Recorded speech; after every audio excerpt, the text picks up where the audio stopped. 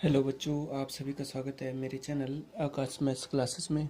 और आज मैं आपके लिए लाया हूँ कि लघुत्तम समापवर्तक एलसीएम कैसे ज्ञात किया जाता है। लीस्ट कॉमन मल्टीप्लाई हमारे पास संख्याएं दी हो तो हम एलसीएम को कैसे ज्ञात कर सकते हैं। इसको ज्ञात करने के लिए हमारे पास एक मैंने यहाँ पे क्या किया है, प्रश्न लिखा है। तो इसमें हम यही देखेंगे कि कैसे हम एलसीएम को ज्ञात करते हैं, हमारे पास संख्याएं दी हों। तो यहाँ पे हम दोनों विधियों से करेंगे, भाग विधि से भी और अभाज्य गुणनखंड विधि द्वारा भी। तो हमारे पास संख्या दी है 60, 120 और 225 का एलसीएम ज्ञात करना है। और ये प्रश्न है आरआरबी के एनटीपीसी एग्जाम में पूछा गया था 2016 में। ठीक है बच्चों, तो हमारे पास सर्वप्रथम हम क्या करते हैं, इसको हल करते हैं। तो चलिए प्रारंभ करते हैं अपने वीडियो को, टॉपिक को। तो हल करते हैं। तो हमारे पास संख्याएं क्या दी हैं, 60, 120 और 225 का ज्ञात करना है का लासा। ठीक है, तो यहाँ पे हम सर्वप्रथम क्या करते हैं, अभाज्य गुणनखंड विधि द्वारा। अब देखिए, अभाज्य गुणनखंड विधि द्वारा करते हैं जिसको हम बोलते हैं प्राइम फैक्टराइजेशन मेथड, अभाज्य गुणनखंड विधि। ठीक है बच्चों, अभाज्य गुणनखंड विधि है। तो अभाज्य गुणनखंड विधि द्वारा हमें ज्ञात करना है क्या, 120, 60, 120 और 225 का लघुत्तम समापवर्तक। ठीक है, ला से ज्ञात करना है। तो हम इसको यहीं पे इसके अभाज्य गुणनखंड कर देते हैं। अब देखो यहाँ पे ऐसा है कि एक तो आप डायरेक्टली कर सकते हैं और एक हम क्या कर देते हैं, अभाज्य गुणनखंड विधि द्वारा करते हैं। तो हमारे पास 60 है, मैंने बोला कि हम इसको अभाज्य गुणनखंड विधि द्वारा करते हैं। 60 हो गया, 120 हो गया और कितना हो गया, 225। ठीक है बच्चों, ये हो गया। तो इसको करते हैं हम, तो ये कितना हो जाएगा, 2 तिया 6, ये 30 हो गया। फिर ये कितना हो गया, ये हो गया हमारा 2 से देंगे भाग, तो 2 एकम 2 और 2 पंजे 10। फिर क्या हो जाएगा, 3 पंजे 15 और 5 एकम 5। तो ये कितना हो जाएगा, 5 से 15 दूनी 30 दूनी 60। ठीक है, ये तो हो गया इसका। अब फिर दूसरा क्या हो जाएगा, 2 से देंगे हम, तो 2 छके 12, ये 60 हो गया। और फिर यही गुणनखंड आ जाएंगे, 2 तिया 6, 2 15 की 30 और 2 3 पंजे 15 और 5 एकम 5। ठीक है, तो ये कितना हो जाएगा, 5 दिया 15 दूनी 30 दूनी 60 दूनी 120। अब बचा 225 का। तो 225 तो आपको पता है कि ये हम 3 से भी दे सकते हैं। इसको 3 से देते हैं तो 3 सते 21 और 3 एकम 3, 3 पंजे 15, है ना, 3 पंजे 15 और 7 21। और फिर हम इसको अगर 3 से देते हैं तो 3 दूनी 6 और 3 पंजे 15। और फिर 5 से दे देते हैं, 5 पंजे 25 और फिर 5 एकम 5। ठीक है, तो 5 पंजे 25 दूनी 50, 25 तिया 75 तिया 225। तो इसके गुणनखंड क्या हो गए, 60, ठीक है, 120 और फिर क्या हो गया, 225। ये हम अभाज्य गुणनखंड विधि द्वारा कर रहे हैं। तो हम इसके गुणनखंड करते हैं तो हमारे पास कितना हो जाएगा, हमारे पास मान हो जाएगा 60 है, तो 2 दूनी 4 तिया 12 पंजे 60 एकम 60। और फिर ये हो गया 2 दूनी 4 दूनी 8 तिया 24 पंजे 120 एकम 120।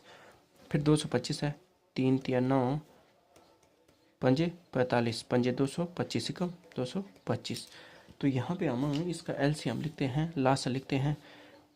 तो लासा लिखने के लिए हमें क्या करना पड़ता है, पहले तो हमें यहाँ पे युग्मों का निर्माण करना पड़ता है कि जो संख्या है तीनों में है।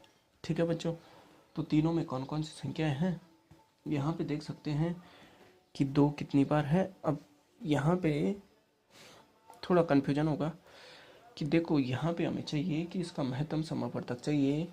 तो इसको हम ज्ञात करने के लिए हम क्या करते हैं, ये तो सॉरी ला से ज्ञात करने के लिए। ठीक है, चलिए अब इसको ऐसे ही सरल करते हैं। तो हमारे पास क्या हो जाएगा कि हमारे पास जो संख्या दी है, ठीक है बच्चों, क्या हो जाएगा कि हमारे पास है, यहाँ पे है, पहले को हम इसके रूप में लिखते हैं कि 2 की घात 2 गुणा 3 गुणा 5।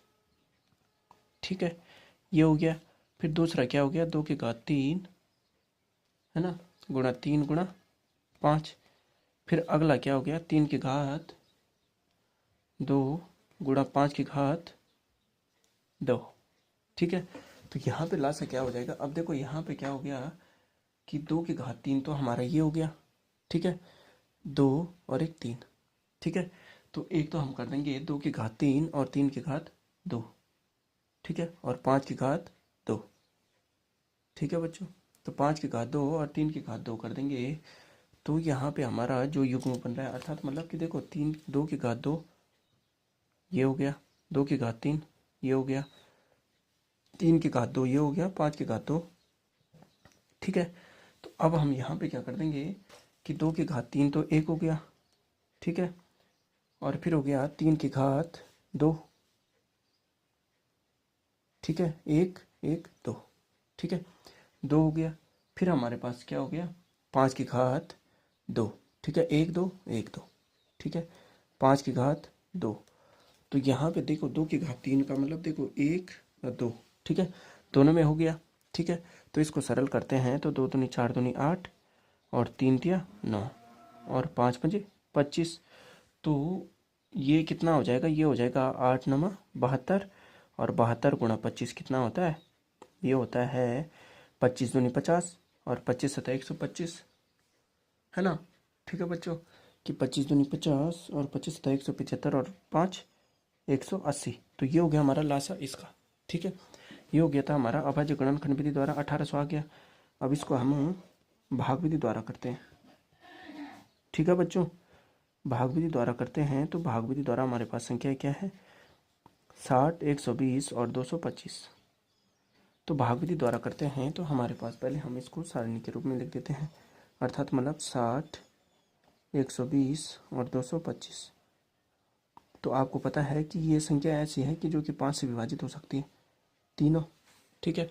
तो 5 से विभाजित हो सकती है तो 5 हो गया, 5 एकम 5, 5 दूनी 10, 5 दूनी 10 और 5 को 20 और 5 दूनी 5 को 20 और 5 पंजे 25, ठीक है। फिर इसको हम 3 से दे देंगे तो 3 चौको 12, 3 8 24 और 3 एकम 3, है ना, और 3 पंजे 15। फिर 2 से 2 दूनी 4, 2 चौको 8 और 15 को 15। फिर 2 से करते हैं 2 एकम 2, 2 दूनी 4 और 15 हो गया, ठीक है बच्चों। तो अब इसको 2 से काट देते हैं, ये तो हो गया 2 एकम 2 और ये 15 हो गया, ठीक है बच्चों। तो इसको हम करते हैं 3 पंजे 15, 3 एकम 3, 3 पंजे 15 और फिर क्या हो गया 5 एकम 5, ठीक है। तो ये हो जाएगा। अब चलिए इसका हम क्या कर देते हैं, ये हो गया हमारा इतना। तो अब हम इसका लासा लिखते हैं। तो लघुत्तम समापवर्तक बराबर कितना हो जाएगा हमारा, हो जाएगा 5 गुणा 3 गुणा 2 गुणा 2 गुणा 2 गुणा 3 गुणा 5, ठीक है, कि 5 गुणा 3 2 गुणा 2, 5 गुणा 3 2 2 2 3 5।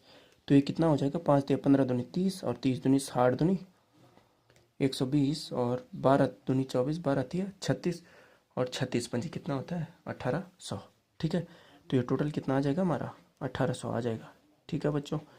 ये हमारा लास हो जाएगा इसका, ठीक है। तो दोनों विधियों से हमारा लास तो समान ही आएगा, ऐसा तो है नहीं कि अलग अलग आएगा। तो उम्मीद करता हूँ कि आपको मेरा ये टॉपिक समझ में आएगा, ये प्रश्न समझ में आएगा। ये प्रश्न था एनटीपीसी का, आरआरबी में पूछा गया था 2016 में, कि हमें यहाँ पे संख्या दी थी, हमें लासा ज्ञात करना था। तो मैंने यहाँ पे दोनों विधियों से किया जिससे कि आपको आसानी से समझ में आ सके। तो चलिए बच्चों धन्यवाद, और मेरे चैनल आकाश मैथ्स क्लासेस को लाइक शेयर एंड सब्सक्राइब करना ना भूलिएगा।